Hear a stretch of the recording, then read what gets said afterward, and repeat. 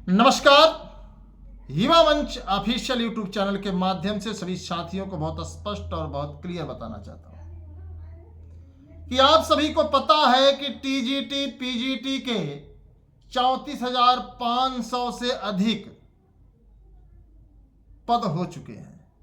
चूंकि 34,500 और साथ ही साथ 4,163 पदों पर सीधे हमारा आपका अधिकार है और हमारा आपका आधिपत्य है।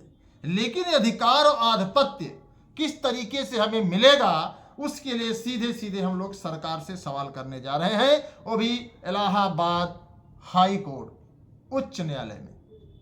अब किस बेस पर जा रहे हैं, बेस सुन लीजिएगा। आपका दिल अगर कहे तभी सहयोग करिए, अन्यथा की स्थिति में अपना 10-20 रुपए अपने माँ बाप की कमाई मत बर्बाद करिएगा। बहुत क्लियर और बहुत साफ शब्द में बताना चाहता हूं मित्रों, क्योंकि आप लोगों के मन में लगातार अपने करियर को लेकर के, अपने भविष्य को लेकर के, अपने माता पिता के सपने को लेकर के, अपने परिवार की उम्मीदों को लेकर के जो लापरवाहियां देखी जा रही हैं, शायद वो कहने के लिए मुझे यहां पर जरूरत नहीं है। जब आप लोगों से सीधे 100 बात की एक बात मैंने कह दी कि मित्रों 100-200 रुपए में न आपका बहुत नुकसान हो जाएगा, न ही हम लोग कोई ऐसा कदम उठा रहे हैं जिससे कि आपके करियर को लेकर के कोई सवाल खड़ा हो। लेकिन प्रश्न अब यह उठता है कि आखिरकार टीजीटी पीजीटी के 34,500 पद खाली हैं। 4163 पदों का विज्ञापन आया है। अगला विज्ञापन कब आएगा कब नहीं आएगा यह कह पाना न मेरे बस में है, न आपके बस में है, न सरकार के बस में है। सरकार भी इस बात की जवाबदेही नहीं लेगी। इस बात को आपको सोचना पड़ेगा, समझना पड़ेगा, जानना पड़ेगा। एलटीजीआईसी का विज्ञापन कितने वर्ष हो गए नहीं आया। समाचार पत्रों में आप लोगों ने देखा होगा, अब आएगा तब आएगा, इस महीने आ जाएगा, इस महीने दिलवा देंगे, लेके रहेंगे। तमाम आपके बीच में ऐसे जो है आपके प्रतिनिधित्व करता छात्र नेता लगातार सवाल करते आए हैं। लेकिन बड़ा दुर्भाग्य है, इस बात को मैं आपसे कहना चाहता हूं मित्रों कि एलटीजीआईसी 2018 के बाद आज तक नहीं आई। क्या एलटीजीआईसी विद्यालयों में शिक्षकों के पद खाली नहीं है? आए दिन कभी 7,000, कभी 9,000, कभी 8,000, कभी 12,000 का आंकड़ा आप लोगों के सामने आता रहा है। लेकिन आप हैं कि आपको आंकड़े से मतलब नहीं है, आपको सिर्फ अपने ज्ञान पर भरोसा है। भरोसा होना भी चाहिए, क्योंकि आपके अंदर ज्ञान की वो पराकाष्ठा है जो शायद इस धरती पर किसी के पास नहीं है। क्योंकि आपने दुनिया की सारी डिग्री बटोरने में जो महारत हासिल की है शायद ही किसी के पास होगा। क्योंकि तमाम ऐसे साथी हैं, जब आते हैं तो पहले सिविल, फिर पीसीएस, तमाम परीक्षाओं के बाद आप शिक्षक बनने का अंतिम विकल्प चुनते हैं। इस अंतिम विकल्प में बहुत सीधे मैं आप लोगों को बताना चाहूंगा, इस अंतिम विकल्प में आप शिक्षक बनना चाहते हैं, ऐसे में लगभग 70% हमारे ऐसे साथी हैं जिनकी उम्र 35 वर्ष से अधिक हो चुकी है। कहने का मतलब 40 वर्ष के हो गए हैं। ये जो 13 लाख 13.5 लाख लोग फार्म भरे हैं ना, जो फार्म भरे हैं, उसमें आपको मैं दावे के साथ कह सकता हूं कि लगभग उनकी संख्या, किनकी, हमारे जो 38 साल 40 साल के करीब साथी हैं, उनकी संख्या लगभग जो है 10 लाख है।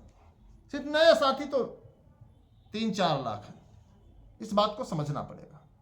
वही ज्ञान देते हैं कि हम कुछ नहीं, ये है वो है, मतलब चूंकि उनके पास ज्ञान का भंडार है और इतने ज्ञानी और घर से संपन्न है, इतनी संपन्नता है कि प्रयागराज, लखनऊ, बनारस जैसे बड़े शहरों में आसानी से रह सकते हैं। उन्हें कोई दिक्कत नहीं है, उन्हें कोई समस्या नहीं है। इस बात को मैं जानता हूं। घर से जो जवाबदेही है उनके ऊपर ना हो, आराम से सुकून से जिए। मेरी बात कड़वी है लेकिन सच है। उनको क्या है, खा पी करके अच्छे से धूप लेंगे, 2 बजे से सोना शुरू करेंगे, रात 5 बजे तक सोएंगे। क्योंकि 12 बजे तक डीवीसी दाल भात चोखा बन जाएगा, 5 बजे तक सो करके उठेंगे। 5 बजे सोकर उठेंगे तो चौराहे पर आकर के चाय पिएंगे। चाय पीने के बाद आपको बड़ी बड़ी मतलब शास्त्र की बातें बताएंगे। उसके बाद सीधे जो है फिर कमरे में चले जाएंगे।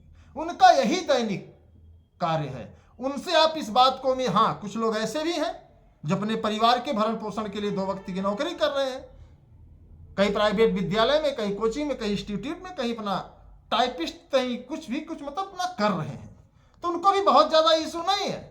इशू तो उनके लिए, समस्या तो उनके लिए है जो बेरोजगार हैं और परिवार से एकदम लाचार हैं। उनकी आर्थिक स्थिति यह नहीं कर रही है कि हम कहीं शहर में जा करके अपनी पढ़ाई कर पाएं, खुद को स्टेबलिश कर पाएं।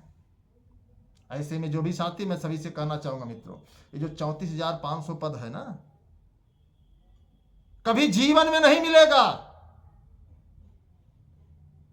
क्यों नहीं मिलेगा? उसका सीधा सीधा मैं कारण आपको बता दूं। 34,500 पद अगर भरे नहीं जाएंगे तो जनशक्ति के आधार पर इन पदों की छटैया करेगी टास्क फोर्स। टास्क फोर्स का नाम कितने लोग जानते हैं? कमेंट में बता दीजिए, क्योंकि कुछ लोग टास्क फोर्स का नाम ही नहीं जानते हैं। क्योंकि उनका कोई टास्क ही नहीं है तो क्या जानेंगे आगे।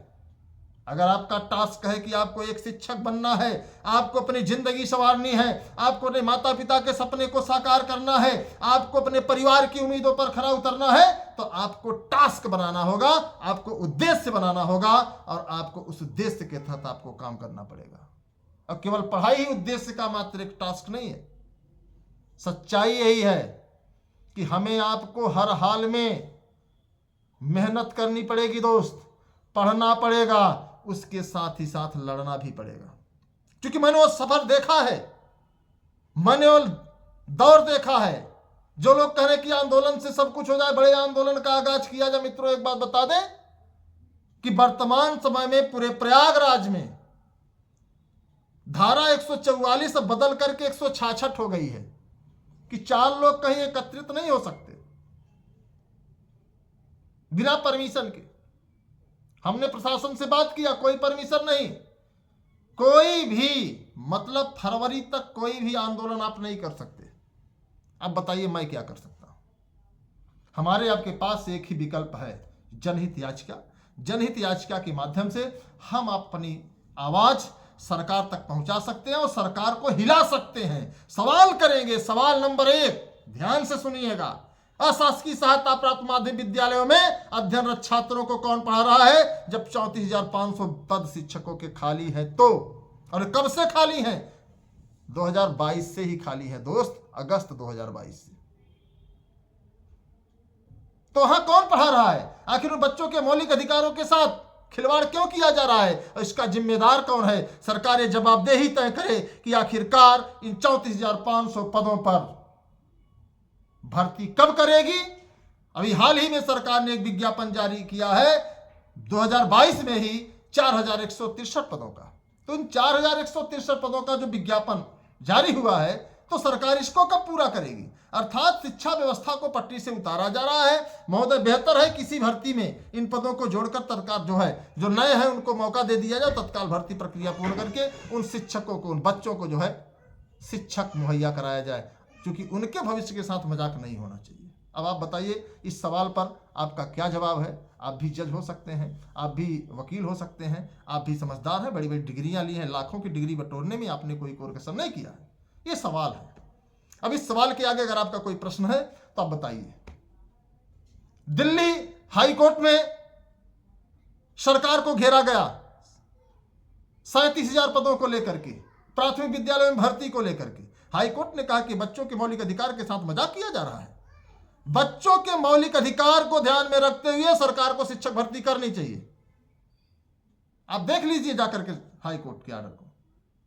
तो ये चीजें हैं, तो आप लोग समझ सकते हैं भैया। बाकी आप लोग पढ़े लिखे हैं, बहुत ज्यादा समझा पाना मैं उचित नहीं समझता हूं। एक बार कहने से समझ में नहीं आएगा तो बार बार कहने से समझ में नहीं आएगा। फिलहाल जो मेरे हिस्से की लड़ाई लड़ रहा हूं दोस्त, अगर आप भी चाहते हैं अपने हिस्से की लड़ाई लड़ना तो युवा मंच टीम के साथ आइए, कंधे से कंधा मिलाकर संघर्ष किया जाएगा और यकीनन मुझे पूरा भरोसा है कि न्यायालय इस पर गंभीरता से विचार करेगी और एक बड़ी सफलता उत्तर प्रदेश के नौजवानों को मिलेगी और उन तमाम हमारे जो देश के भविष्य हैं, प्रदेश के भविष्य हैं, उनको भी बेहतर शिक्षक मिलेंगे। धन्यवाद।